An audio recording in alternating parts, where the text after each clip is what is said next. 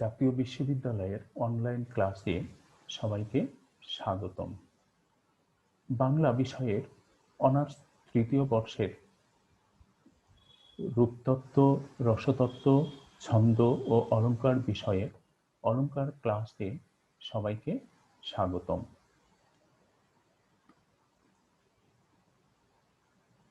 আমরা আলোচনা শুরু করব রূপক অলঙ্কার নিয়ে। রূপক উপমেয় এবং উপমান একেবারে দৃশ্য হওয়া সত্ত্বেও যখন দুয়ের মধ্যে অভেদ কল্পনা করা হয় তখন সৃষ্টি হয় রূপক অলঙ্কার। যেমন, এমন মানব জমিন রইল পতিত, আবাদ করলে হল তো সোনা। এখানে উপমেয় এবং উপমান হচ্ছে মানব এবং জমিন, এই দুইটা আলাদা জিনিস। আলাদা জিনিস হলেও মানবকে দেখা যাচ্ছে যে মানবকে জমিনের সাথে তুলনা করা হচ্ছে এবং দেখা যাচ্ছে যে দুইটা জিনিসের যদি যথাযথ পরিচর্যা করা যায় তাহলে সেখানে কি হয়, খুব ভালো ফল পাওয়া যায়। এই বিষয়টাকে এখানে উল্লেখ করা হয়েছে। অর্থাৎ রূপকে উপমেয়টি হচ্ছে কি প্রধান, আর উপমেয় ও উপমানের মধ্যে অতি সাম্য, অর্থাৎ তাদের মধ্যে খুব বেশি মিল দেখানোর জন্যই কি অভেদ কল্পনার বিষয়টি আরোপ করা হয়। রূপকের প্রকারভেদ। রূপক অলঙ্কার চার প্রকার: নিরঙ্গ রূপক, সাঙ্গ রূপক, পরম্পরিত রূপক এবং অধিকার রূঢ় রূপক। আমরা এখন এই প্রকারভেদগুলো নিয়ে আলোচনা করব। প্রথমে নিরঙ্গ রূপক। নিরঙ্গ রূপক কাকে বলে? একটি বিষয় বা উপমেয়র ওপর একটি বিষয়ী বা উপমানের আরোপ করা হলে তাকে নিরঙ্গ রূপক বলে। অর্থাৎ যদি একটি বিষয় বা উপমেয়র ওপর একটি বিষয়ী বা উপমানের প্রয়োগ করা হয় তাহলে তখন হবে নিরঙ্গ রূপক। যেমন, আত্মগ্লানির তুষানাল আজ তাহাকে আর তেমন করিয়া দগ্ধ করিতেছিল না। এই উদাহরণে আমরা দেখছি এখানে উপমেয় হচ্ছে কি আত্মগ্লানি, আর উপমান হচ্ছে তুষানাল। দগ্ধ পদটি উপমানের অনুগামী, অর্থাৎ এখানে দগ্ধ পদটি অনুসরণ করছে কাকে? তুষানলকে, অর্থাৎ উপমানকে। কারণ আত্মগ্লানি দগ্ধ করে না, দগ্ধ করে কে? তুষানল। উপমান উপমেয়কে একেবারে গ্রাস না করলেও আচ্ছন্ন করে ফেলেছে, ফলে উপমেয় উপমানের সমতুল্য বা সমমূল্য হতে পারেনি। আর উপমান ও উপমেয় সমমূল্য হলে এটা কি হতো? উপমা হয়ে যেত, রূপক হতো না। তাহলে রূপক এবং উপমার মধ্যে তফাৎ আছে। সেখানে দুইটা বস্তুর গুণের কারণে তুলনা করা হয়, আর রূপকে দুইটার মধ্যে এমনভাবে অভেদ কল্পনা করা হয় যে আপাত দৃষ্টিতে তাদের মধ্যে মানে দুইটা বস্তু আলাদা হলেও তাদের মধ্যে মিল খুবই বেশি বা খুব ঘনিষ্ঠ। যদি এমন হয় তাহলে রূপক হবে। শিশু ফুলগুলি তোমারে ঘেরিয়া ফোটে, এখানেও ওই একই বিষয়টি ফুটে উঠেছে, একই বিষয়ের আলোচনা বা একই ধরনের বিষয়বস্তু উত্থাপিত হয়েছে। সাঙ্গ রূপক। যে রূপকে উপমেয় এবং উপমানের বিভিন্ন অঙ্গের মধ্যে অভেদ কল্পনা করা হয় তাকে সাঙ্গ রূপক বলে।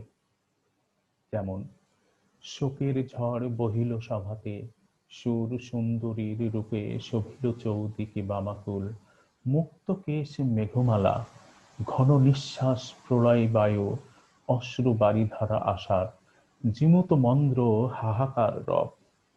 আমরা এই উদাহরণে খেয়াল করলে দেখব যে এখানে মূল উপমেয় হচ্ছে শোক, মূল উপমান হচ্ছে ঝড়। দুইয়ের মধ্যে যদি আমরা অভেদ কল্পনা করি, অর্থাৎ দুইয়ের অভেদে মূল রূপক হচ্ছে শোকের ঝড়। এখানে শোকের অঙ্গ হচ্ছে বামাকুল, মুক্তকেশ, ঘন নিঃশ্বাস, অশ্রুবারিধারা, হাহাকার রব, এ সমস্তগুলো হচ্ছে কি শোকের অঙ্গ। অন্যদিকে ঝড়ের অঙ্গ হচ্ছে কি কি?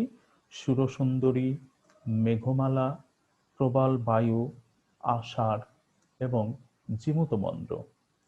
তো শোকের প্রত্যেকটি অঙ্গের সাথে ঝড়ের প্রত্যেকটি অঙ্গের অভেদ নির্দেশ করা আছে। অতএব যেহেতু এখানে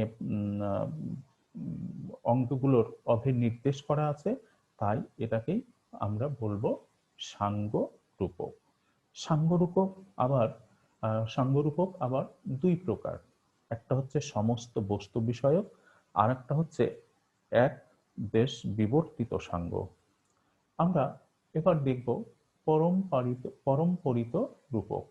পরম্পরিত, যদি একটি উপমেয়র সাথে একটি উপমানের অভেদ কল্পনা অন্য উপমেয়ের সাথে অন্য উপমানের অভেদ কল্পনার কারণ হয়, তবে তাকে পরম্পরিত রূপক বলে। যেমন, তাই দীর্ঘশ্বাসের ধোঁয়ায় কালো করেছ ভবিষ্যৎ, আর অনুশোচনার আগুনে ছাই হচ্ছে উৎসাহের কয়লা। সুকান্ত ভট্টাচার্যের এই পংক্তি দুইটাতে আমরা দেখি যে এখানে দীর্ঘশ্বাসকে ধোঁয়া বলে রূপক করাই, অনুশোচনাকে আগুন এবং উৎসাহকে কয়লা বলে রূপক করা হয়েছে। এরপরে অধিকার রূঢ় রূপক। যে অলঙ্কারে অসম্ভব ধর্মের কল্পনা বিশিষ্ট কোনো উপমানকে উপমেয় আরোপ করা হয়, তাকে অধিকার রূঢ় রূপক বলে। যেমন, বয়ন শরদ সুধানিধি নিষ্কলঙ্ক। জ্ঞানদাসের এই পদটিতে রাধার সম্পর্কে বলা হয়েছে। রাধার বদন, বয়ন থেকে বদন শব্দটি এসেছে। তাহলে রাধার বদন হচ্ছে কি শরতের চাঁদের মতো। শরতের চাঁদ যেমন সুন্দর শুভ্র, তেমনই হচ্ছে রাধার বদন বা মুখ। কিন্তু কি চাঁদে কলঙ্ক আছে, সেখানে কি কালো কালো দাগ আছে, রাধার মুখে সেটা নেই। তো চাঁদ কখনোই নিষ্কলঙ্ক হতে পারে না।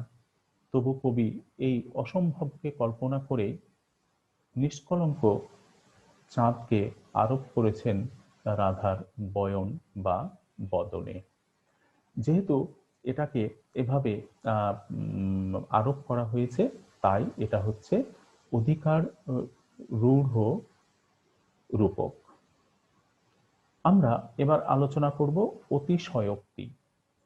উপমেয় ও উপমানের অভেদ কল্পনার জন্য উপমেয়র উল্লেখ না করে উপমানের উল্লেখ থাকলে তাকে অতিশয়োক্তি বলে।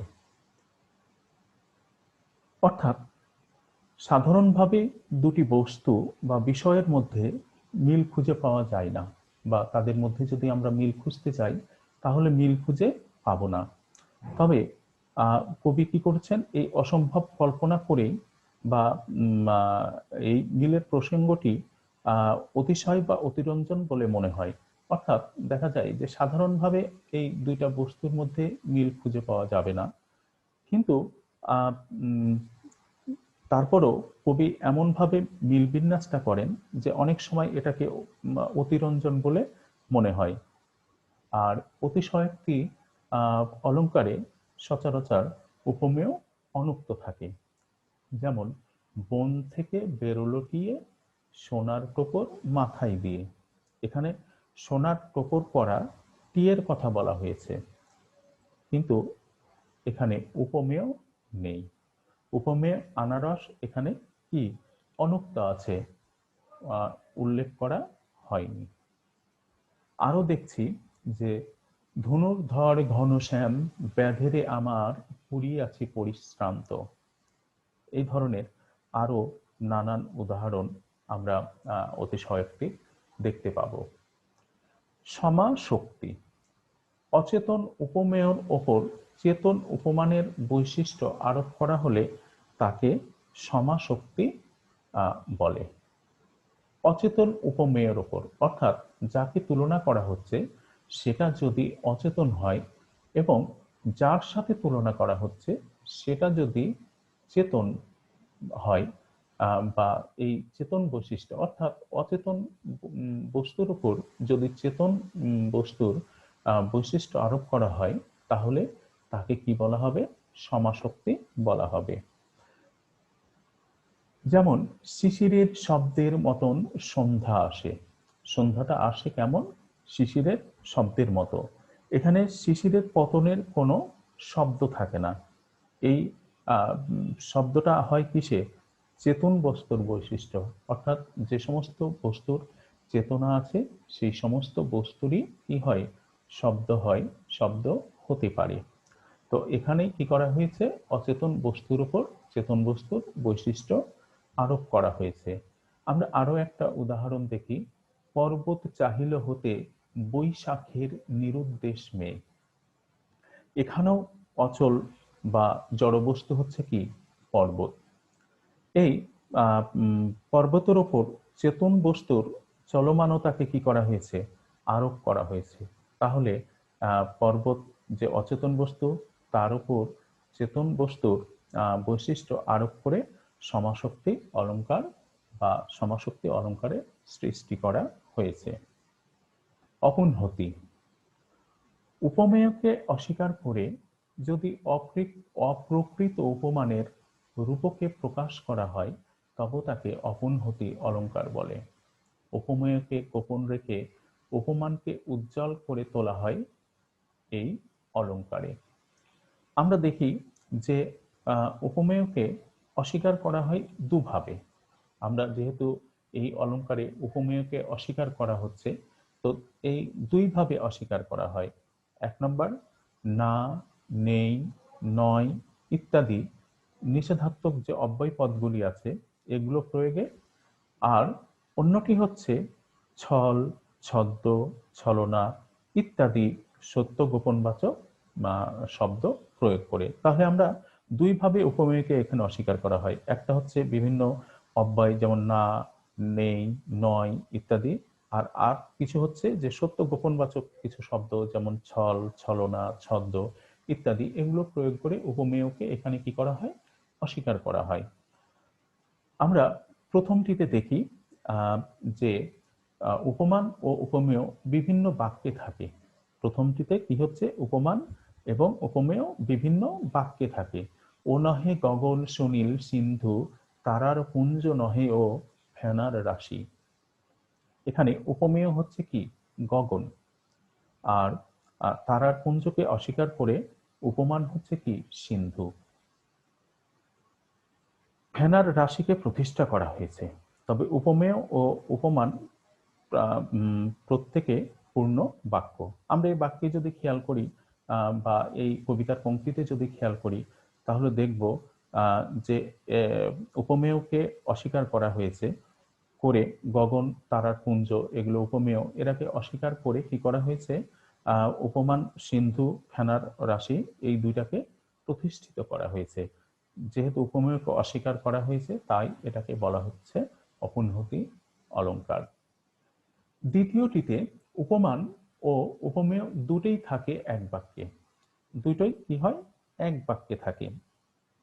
যেমন ফিরে আসে রাম নয়নাভিরাম, রজনী হাসিছে জ্যোৎস্না ছলে। ওই একই ব্যাপার যে এ জ্যোৎস্না কিন্তু জ্যোৎস্না নয়, এই জ্যোৎস্নাটা হচ্ছে কি? হাসি। জ্যোৎস্না একটা কি? ছলনা মাত্র। উপমান এবং উপমেয় দুইটাই কি করা হয়েছে? এক বাক্যে রয়ে গেছে। এরপরে সন্দেহ। সন্দেহ হচ্ছে কি? যেখানে উপমেয় ও উপমান দুটিতেই সংশয় থাকে তাকে সন্দেহ বলে। এ সংশয় কবি কল্পনায় অলংকার মণ্ডিত হয়ে ওঠে। যেমন দুই ধারে এ কি প্রাসাদের সারি অথবা তরুর মূল। এখানে প্রাসাদের সারি, তরুর মূল সবটাতেই কি কবির সংশয় ফুটে উঠেছে। কুঞ্জের দ্বারে ওই কে দাঁড়ায়ে, ও কি বাড়িধর, কি গিরিধর। অর্থাৎ এখানেও কবির চরম সংশয় প্রকাশ পেয়েছে। সংশয় প্রকাশ করে বলছেন কিভাবে পেয়েছে? যে বাড়িধর মেঘ, গিরিধর হচ্ছে কি কৃষ্ণ, দুটিতেই মানে কবির সংশয়। বলছে কে, ওটা কি বাড়িধর নাকি গিরিধর? দুয়ারে দাঁড়ায় কে, সে বিষয়ে সংশয় প্রকাশ করে এটা চমৎকারভাবে সুন্দরভাবে সন্তহ অলঙ্কার সৃষ্টি করা হয়েছে।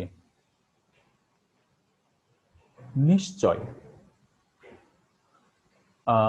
উপমানকে নিষিদ্ধ করে উপমেয়কে প্রতিষ্ঠিত করা হলে নিশ্চয় অলঙ্কার হয়। উপমানকে নিষিদ্ধ করে উপমেয়কে প্রতিষ্ঠিত করা হলে তাকে নিশ্চয় অলঙ্কার বলে। যেমন অসীম নিরোধ নয় ওই গিরি হিমালয়। এখানে একটি নিষেধ করে অন্যটিকে কি করা হয়েছে? প্রতিষ্ঠা করা হয়েছে। তাহলে দেখা যাচ্ছে যে এখানে উপমানকে প্রত্যাখ্যান করে বা উপমানকে বাদ দিয়ে এখানে উপমেয়কে কি করা হয়েছে? প্রতিষ্ঠিত করা হয়েছে। দীপক, উপমেয় এবং উপমান দুটিকে একই ধর্মের দ্বারা যুক্ত করা হলে দীপক অলঙ্কার হয়। একই ধর্ম বা গুণ দীপকের মতো প্রস্তুত অপ্রস্তুত দুটিকেই আলোকিত করে বলে এই অলঙ্কারের নাম দীপক। অর্থাৎ দ্বীপের মতোই এটা কি করে? প্রস্তুত অপ্রস্তুত অর্থাৎ সব দিককেই আলোকিত করে বলে এটাকে বলা হচ্ছে দীপক। সময় সমীর নীর দেখো বৎস নহে স্থির। এখানে আমরা খেয়াল করে দেখছি যে সময় সমীর নীর এর সবগুলোই হচ্ছে কি অস্থির, এবং এই অস্থিরতার কথাই এখানে বলা হচ্ছে। উল্লেখ, একই বস্তু বিভিন্ন দৃষ্টিকোণ থেকে বিভিন্ন সৌন্দর্য উপস্থাপন করা হলে তাকে উল্লেখ অলঙ্কার বলে। একই বস্তুর বিভিন্ন দিক থেকে যদি বিভিন্ন সৌন্দর্য উপস্থাপন করা হয় তাহলে তাকে উল্লেখ অলঙ্কার বলে। যেমন রূপে দুর্গা, গুণে লক্ষ্মী, বিদ্যায় সরস্বতী। এখানে আমরা দেখছি যে একই নারীকে কি করা হয়েছে? বিভিন্ন দৃষ্টিকোণ থেকে দেখানো হয়েছে, তার গুণকে বর্ণনা করা হয়েছে, ব্যাখ্যা করা হয়েছে। আবার দেখি যে বঙ্কিমচন্দ্রের একটা লেখা থেকেই এটা আমরা দেখতে পাই। একটি লেখায় সূর্যমুখী আমার সব, সম্বন্ধে স্ত্রী, সৌহার্দ্যে ভ্রাতা, ভক্তিতে কন্যা, প্রমোদে বন্ধু, পরামর্শে শিক্ষক, পরিচর্যায় দাসী। এখানে অনেকগুলো বিষয় একজন নারীর ওপর আরোপ করা হয়েছে। এখানে কি সূর্যমুখীকে তার স্বামী বিভিন্ন দৃষ্টিকোণ থেকে দেখেছেন। একই নারীর এখানে বিচিত্র সৌন্দর্য, অর্থাৎ সে কখনো স্ত্রী, কখনো ভাই, কখনো কন্যা, বন্ধু, শিক্ষক বা দাসী, বিভিন্ন দৃষ্টিকোণ থেকে তার বিভিন্ন সৌন্দর্যকে ফুটিয়ে তোলা হয়েছে। এরপরে অনন্যয়। উপমান ও উপমেয় যখন একই বস্তু হয় তখন তাকে অনন্যয় অলঙ্কার বলে। উপমান ও উপমেয় যদি একটাই বস্তু হয়, আলাদা আলাদা না হয়, একটাই বস্তুই যদি কি হয়, উপমান এবং উপমেয় দুইটাই হয়, তাহলে সেটাকে বলা হবে অনন্যয়। যেমন তোমার উপমা কেবল তুমি। এখানে উপমান ও উপমেয় একটি, সেটি হচ্ছে কি তুমি। অর্থাৎ তোমার উপমা কেবল তুমি, এই তুমিটা উভয়ই, অর্থাৎ তুমি উপমেয় এবং উপমান দুইটাই। তো উপমান এবং উপমেয় যদি একটাই হয় তাহলেই তাকে বলা হয় অনন্যয়। আমরা এখন আলোচনা করব বিরোধমূলক অলঙ্কার নিয়ে। বিরোধমূলক অলঙ্কার কাকে বলে? বিরোধ শব্দটা যেহেতু আছে তাহলে বুঝতে হবে যে তাদের মধ্যে পরস্পর বিরোধমূলক গুণ বা বৈশিষ্ট্য থাকবে। অর্থাৎ যখন আপাত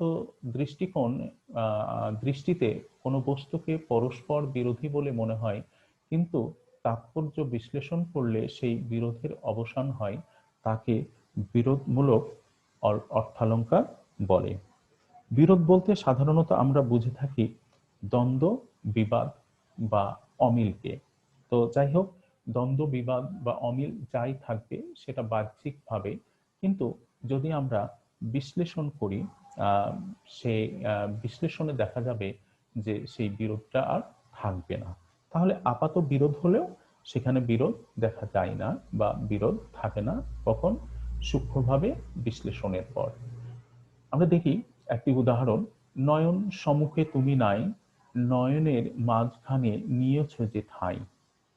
এই উদাহরণে দেখি যে আপাত বিরোধ হচ্ছে কি, যে যে নয়নের সামনে নেই সে কিভাবে নয়নের মাঝখানে ঠাঁই নেবে। তাহলে এখানে একটা বাস্তব বা সাধারণভাবে বোঝা যাচ্ছে যে এখানে একটা কি আছে, বিরোধ দেখা যাচ্ছে। কিন্তু এটাকে যদি বিশ্লেষণ করা হয় তাহলে দেখা যাবে যে কবির মানসী নয়ন সম্মুখ থেকে অনেক দূরে গেলেও সে কিন্তু দূরে থাকে না। কি হয়, কবির সমস্ত মন প্রাণ জুড়েই তার মানসে কি করে, অবস্থান করে। তাই এই উদাহরণে আমরা দেখতে পাচ্ছি যে আপাত দৃষ্টিতে এখানে বিরোধ বিষয়টি থাকলেও কিন্তু বাস্তবে এই বিরোধটা নেই। কখন থাকবে না? যখন এটাকে বিশ্লেষণ করা হচ্ছে তখন। বিরোধমূলক অর্থালঙ্কার বেশ কয়েক প্রকার হয়ে থাকে। এগুলো হচ্ছে কি, বিরোধাভাস, বিভাবনা, বিশেষোক্তি, অসঙ্গতি, বিষম। আমরা বিরোধাভাস অলঙ্কার নিয়ে আলোচনা শুরু করি। বলা হচ্ছে দুটি বিষয়ের মধ্যে প্রকৃত বিরোধ নেই, দুটি বিষয়ের মধ্যে প্রকৃত বিরোধ নেই, কিন্তু আপাত বিরোধ আছে বলে যদি মনে হয় তাকে বিরোধাভাস অলঙ্কার বলে। অর্থাৎ তাদের মধ্যে আসলে কিন্তু বিরোধ নেই, কিন্তু মনে হচ্ছে যে তাদের মধ্যে বিরোধ আছে, তাহলে সেটা বিরোধাভাস অলঙ্কার হয়ে যাবে। যেমন, এনেছিলে সাথে করে মৃত্যুহীন প্রাণ, মরণে তাই তুমি করে গেলে দান। এখানে বলা হচ্ছে যে মৃত্যুহীন প্রাণ এবং মরণ আপাত বিরোধী হলেও যে মরণ মানুষকে অমর করে রাখে সেই মৃত্যুকে বোঝানো হয়েছে। অর্থাৎ মানুষ তো মরবে, মারা যাবেই, মানুষের প্রাণ তো থাকবে না, কিন্তু অনেক মানুষ আছে যারা কি হয়, মারা যায় কিন্তু তারা মানুষের প্রাণে, মানুষের মনে বেঁচে থাকে, এমন মৃত্যুর কথাই এখানে বলা হচ্ছে। আরো উদাহরণ যদি আমরা দেখি তাহলে দেখব, ফাঁসির মঞ্চে গেয়ে গেল যারা জীবনের জয়গান। কাজী নজরুল ইসলামের একটা বিখ্যাত কবিতা, সেখানে বিখ্যাত পংক্তি, ফাঁসির মঞ্চ গেয়ে গেল যারা জীবনের জয়গান। অর্থাৎ মৃত্যুর মধ্য দিয়ে স্বদেশপ্রেমকে জাগিয়ে তুলতেই জীবনের গান গাওয়ার প্রসঙ্গটি এখানে তুলে ধরা হয়েছে, উল্লেখ করা হয়েছে। বিভাবনা, কারণ ছাড়া যদি কার্যের উৎপত্তি ঘটে তাহলে তাকে বিভাবনা বলে। কারণ নেই কিন্তু কি হচ্ছে, কার্য হয়ে যাচ্ছে, যদি এমন হয় তাহলে তাকে বলে বিভাবনা। কবি কি করেন এখানে, খুব কৌশলে প্রকৃত কারণকে তিনি আড়াল করেন এবং ভিন্ন একটি কারণকে কি করেন তিনি এখানে উপস্থাপন করেন, যার ফলে কি হয়, বিরোধের অবসান ঘটে। তবে নতুন কারণটি সবসময় যে উল্লেখ থাকবে এমন কথা নয়, এটা কি হয়, অনুল্লেখ থাকতে পারে। যদি সেই কারণটাকে উল্লেখ করা হয় তবে হয় কি, এই উক্ত নিমিত্ত ভাবনা, এবং কারক উল্লেখ না থাকলে হয় অনুক্ত নিমিত্ত বিভাবনা। আমরা একটা উদাহরণ দেখি, বলছে, শাশুড়ি ননদি নাহি, নাহি তোর সাতা, কার সঙ্গে দ্বন্দ্ব করি চক্ষু কইলি রাতা। এখানে চোখ রাতা, রাতা, রাতা মানে কি, লাল। সাধারণভাবে এখানে চোখ লাল হবার কিন্তু কোনো কারণ নেই। কারণ কি, যে সে যে কারোর সাথে গন্ডগোল করবে, অর্থাৎ যাদের সাথে গন্ডগোল হয় শাশুড়ি বা ননদ, এরা কেউ নেই, তারপরে এখানে চক্ষু লাল হচ্ছে কেন? এখানে কোনো কারণ নেই। তো অন্য একটি কারণে কি হয়েছে, এখানে চোখ লাল হয়েছে, সেটা হচ্ছে কি, যে দেবী চণ্ডীর আবির্ভাব। এই কারণটি এখানে কি অনুক্ত আছে। অর্থাৎ আমরা দেখছি যে এই কারণ বিশেষ করে মূল কারণটা অনুক্ত রেখে কি হচ্ছে কার্যের উৎপত্তি যদি ঘটে যায় তাহলে সেটাকে বলা হবে বিভাবনা। আরো একটা উদাহরণ আমরা দেখছি, মদ না খেয়েও মাতাল আমি টাকার গরমে। এখানে মাতাল হওয়ার কারণ কিন্তু মদ খাওয়া নয়, বরং কি হয়েছে, টাকার কারণে সে মাতাল হয়ে গেছে। বিশেষোক্তি, বিশেষোক্তি কারণ আছে কিন্তু কার্যের উৎপত্তি না ঘটলে, আমরা দুই দিক দেখছি কিন্তু, একটা যে কার্যের মানে কারণ নেই কিন্তু কার্য হচ্ছে, এবার আমরা দেখছি যে কারণ আছে কিন্তু কার্যের উৎপত্তি হচ্ছে না। যদি কার্যের উৎপত্তি না হয় তাহলে তাকে বলা হবে বিশেষোক্তি। যেমন, যদি করি বিষ পান তথাপি না যায় প্রাণ, অনল আমারে নাহি দহে। কারণ আছে কিন্তু এখানে কি হচ্ছে, কাজ হচ্ছে না। আর আবার চোখ থাকিতে অন্ধ, কান থাকিতে বধির, একই ব্যাপার, যে এখানে কি আছে, কারণ আছে কিন্তু কাজ হচ্ছে না। এরপরে অসঙ্গতি, কার্য এবং কারণ যদি ভিন্ন হয় তবে তাকে অসঙ্গতি বলে। এ জাতীয় অলঙ্কারে কার্য ও কারণের মধ্যে সঙ্গতি থাকে না, তবু কবির বর্ণনা কৌশলের কারণে, উপস্থাপনের কারণে তা একটা বিশেষ কবিত্ব মর্যাদা লাভ করে। বিরোধাভাসে পরস্পর বিরোধী দুটি বস্তু থাকে একই আশ্রয়ে, কিন্তু অসঙ্গতিতে বস্তুদ্বয় থাকে সম্পূর্ণ পৃথক আশ্রয়ে। অলঙ্কারের প্রধান উদ্দেশ্য চমৎকারিত্ব সৃষ্টি করা, তাই কবি বিভিন্নভাবে কথায় বর্ণনা সৃষ্টি করেন। কার্যকারণ ভিন্ন আশ্রয়ে থাকলেই অসঙ্গতি অলঙ্কার হবে না, কি থাকতে হবে, তার মধ্যে চমৎকারিত্ব থাকতে হবে। অর্থাৎ অসঙ্গতির জন্য শুধু ভিন্নতা থাকাটাই মুখ্য বিষয় নয়, তার সাথে কি তার বর্ণনার চমৎকারিত্ব থাকতে হবে।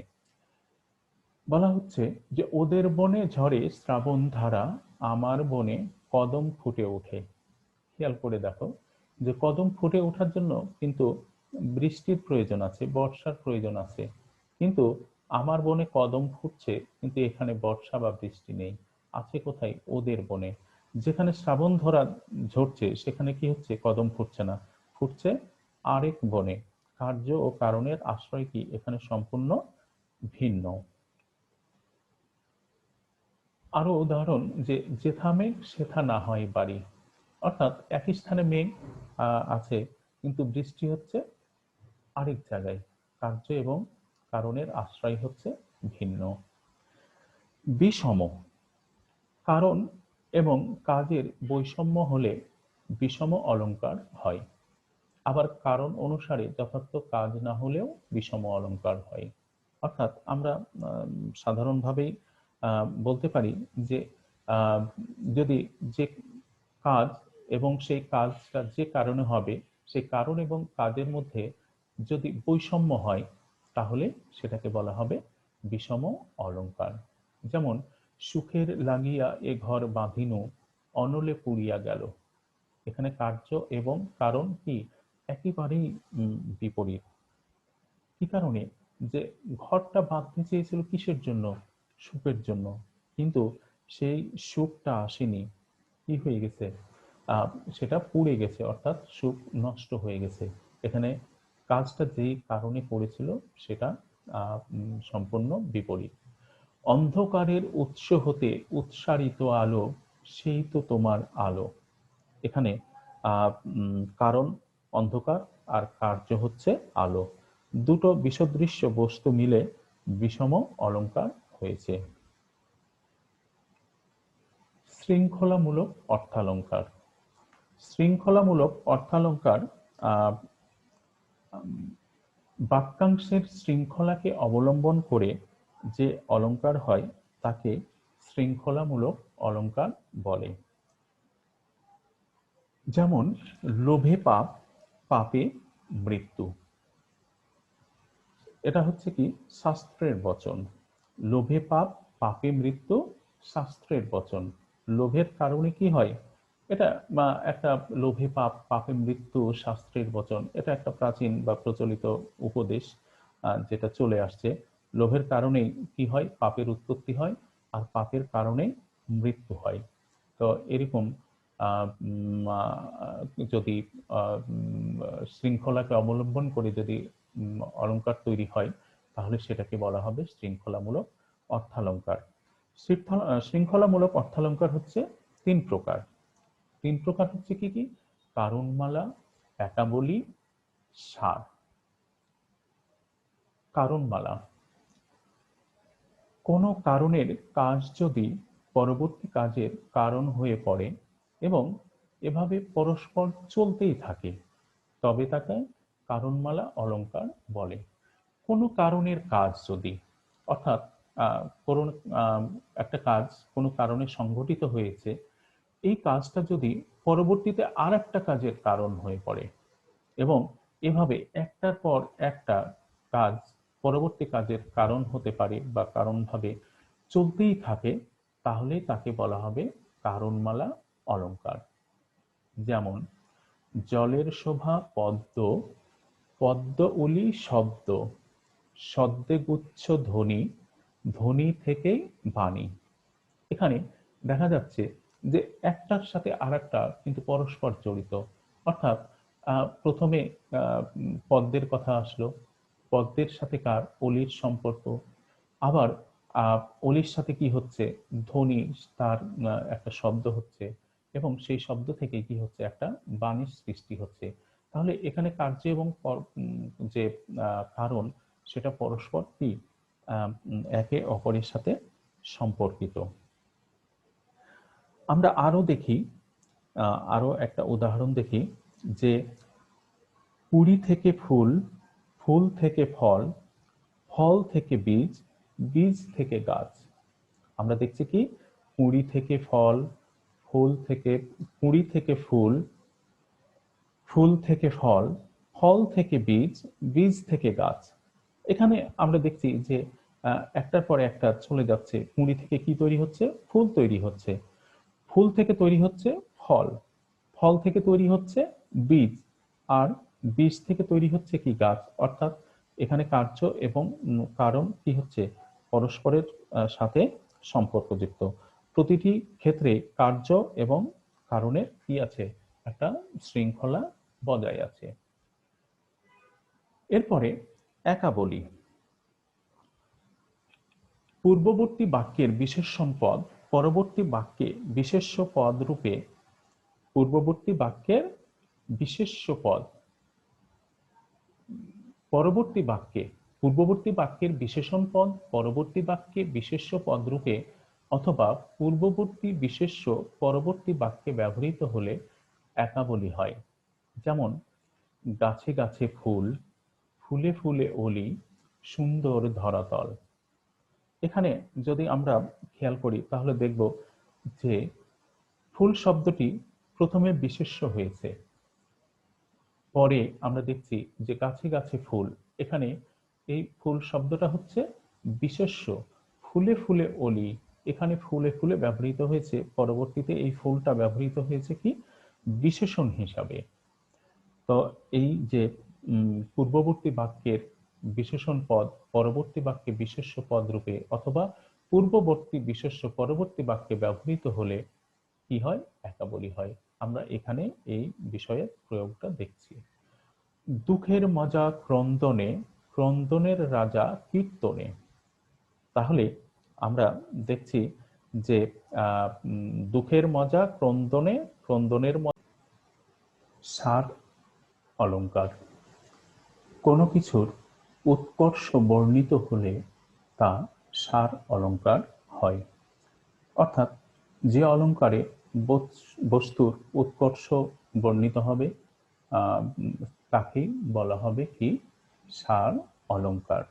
যেমন এমন দেশটি কোথাও খুঁজে পাবে না কো তুমি, সকল দেশের রানী সে যে আমার জন্মভূমি। এখানে আমার জন্মভূমিকে কি করা হয়েছে? সার বলে উল্লেখ করা হয়েছে। অর্থাৎ পৃথিবীতে অনেক দেশ আছে, তো কবি বলছেন যে এই এত দেশ থাকলেও তুমি যদি সারা পৃথিবী খুঁজে বেড়াও, খুঁজে দেখো, তাহলে আমার দেশের মতো এমন সুন্দর দেশ কোথাও নেই। অর্থাৎ এখানে জন্মভূমিকেই সার বা মূল বলে উল্লেখ করা হয়েছে। ন্যায়মূলক অর্থালঙ্কার কোনো বক্তব্যকে ন্যায়সঙ্গত সমর্থন সহ উপস্থাপন করলে তাকে ন্যায়মূলক অলঙ্কার বলে। যেমন, এ জগতে হাই সেই বেশি চাই, আছে যার ভুরি ভুরি, রাজার হস্ত করে সমস্ত কাঙালের ধন চুরি। তো এখানে ন্যায়সঙ্গত অর্থাৎ আমরা আরো এ ধরনের কিছু উদাহরণ পেতে পারি। যেমন, অসি অপেক্ষা মসি শ্রেষ্ঠ। অর্থাৎ আমরা সাধারণভাবে জানি যে তরবারির চাইতে কলমের শক্তি কি বেশি। এই বক্তব্যটা হচ্ছে কি ন্যায়সঙ্গত বক্তব্য। কিংবা আরো আমরা এ ধরনের কথা পাই, যেমন কাঙ্গালের কথা বাসি হলে ফলে। তো এ ধরনের ন্যায়সঙ্গত সমর্থন সহ যখন কোনো বক্তব্যকে উপস্থাপন করা হবে, তখন তাকে বলা হবে ন্যায়মূলক অর্থালঙ্কার। ন্যায়মূলক অর্থালঙ্কার দুই প্রকার। একটা হচ্ছে অর্থান্তরন্যাস এবং কাব্যলিঙ্গ। আমরা এবার আলোচনা করব গূঢ়ার্থমূলক অর্থালঙ্কার নিয়ে।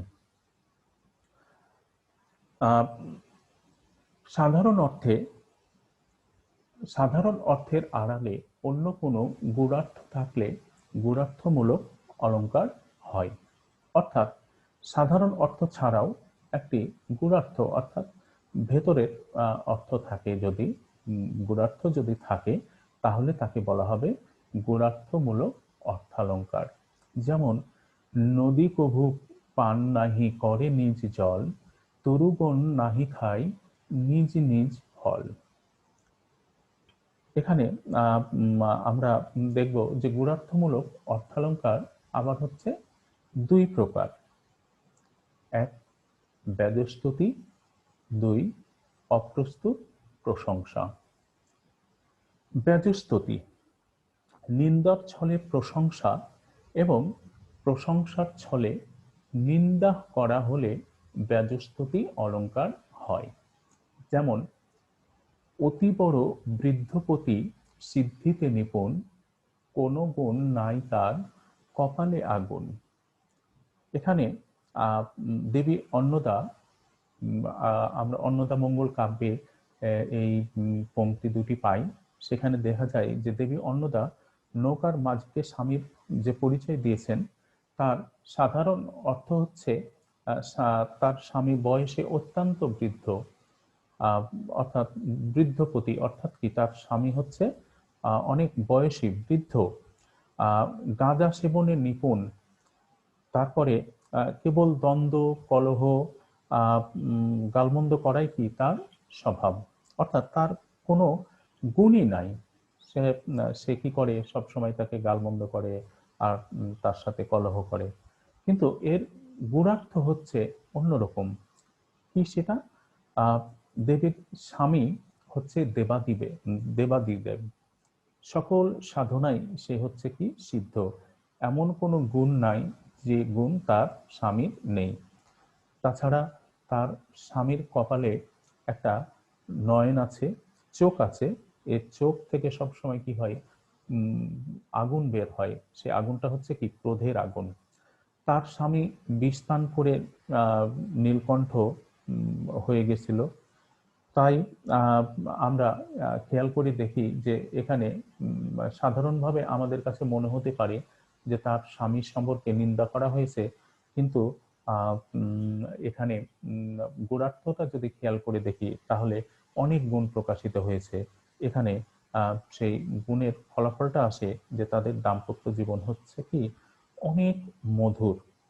এছাড়া আমরা আরো একটা উদাহরণ দেখতে পারি যে, কি সুন্দর মালা আজি পরিয়াছ গলে, প্রচেত হা ধিক ওহে জলদলপতি। মাইকেল মধুসূদন দত্তের সেই বিখ্যাত পংক্তি। আহ, বাচ্চার্থ অর্থাৎ এখানে সাধারণভাবে যেটা বোঝাচ্ছে, সাগর সাগরকে উদ্দেশ্য করে কবি বলছেন যে খুব সুন্দর মালা গলায় দিয়েছো সাগর। সাগরকে কবি বলছেন বা সাগরকে উদ্দেশ্য করে বলছেন যে খুব সুন্দর মালা গলায় দিয়েছো। কিন্তু আসলে এর ভেতরের অর্থ, গূঢ়ার্থ হচ্ছে কি, শিলার জলে ভাসিয়ে রামচন্দ্র যে সেতু নির্মাণ করেছে, সেই সেতুটিকেই রাবণ মালা বলে কি করেছে, এখানে ব্যঙ্গ করা হয়েছে। তাহলে নিন্দার ছলে প্রশংসা বা প্রশংসার ছলে এখানে নিন্দা করা হলে ব্যাজস্তুতি অলঙ্কার হয়। এই বৈশিষ্ট্য এখানে কি হয়েছে, প্রকাশিত হয়েছে।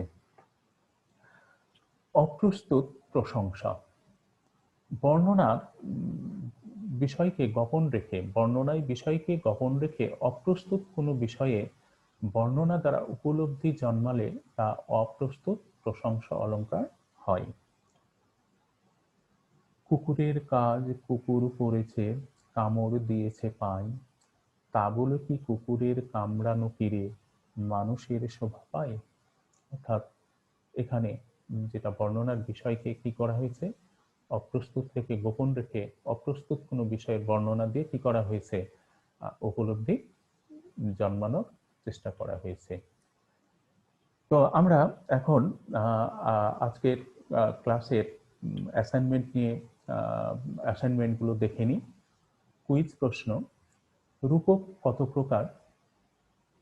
2 নম্বর প্রশ্ন, সমাসক্তি কাকে বলে? 3, বিরোধমূলক অলঙ্কার কত প্রকার? 4, কারণ আছে কিন্তু কার্যের উৎপত্তি না হলে কোন অলঙ্কার হয়? ও ব্যাজস্তুতি কি? ছোট প্রশ্ন, নিরঙ্গ রূপকের প্রকারভেদ উদাহরণ সহ লেখো। খ, বিরোধাভাসের সংজ্ঞা দাও। বিরোধাভাস অলঙ্কারের সংজ্ঞা দাও। গ, অলঙ্কার নির্ণয় করো। জনগণে যারা যোগ সম শোষে, তারে মহাজন কয়। বড় প্রশ্ন, রূপক অলঙ্কার কাকে বলে? বিভিন্ন রূপকের পরিচয় তুলে ধরো। হ, বিরোধমূলক অর্থালঙ্কার কাকে বলে? বিরোধমূলক অর্থালঙ্কারের প্রকারভেদ আলোচনা করো।